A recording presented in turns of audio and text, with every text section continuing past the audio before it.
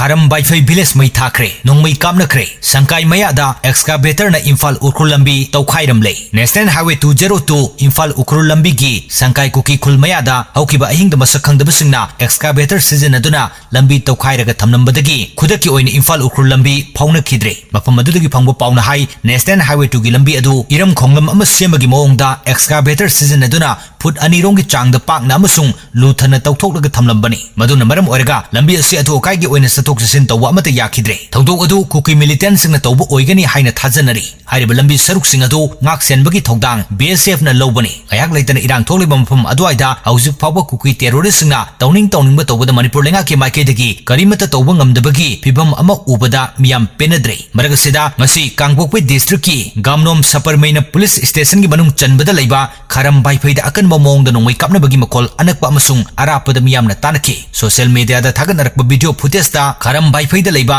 yum khara sumai chakpa uki maikei adomdagi phangwa pauna hai ngarang Kharam Vaiphei da Assam Rifles CRPF amasung Kangpokpi district police team ama laktuna maikei adomda leiramba village volunteer sing loinamak tanthokre madugi matungda ngasi khul aduda mathong maram khangdana nongmei kapsinduna attack tawba horaki attack adu kanana sathabano haiba chapchana khangde adubo nongmei kapsilakpagi makol tarakpadagi mafam aduda leiramba khunja singdi sianthoknaruktuna saphagada khul singda sangjafam lawraga leinari attack adu manak nakpada leiba nagagi khullomdagi lakpa khulai paiba kangbuna satharamba oigadra khanari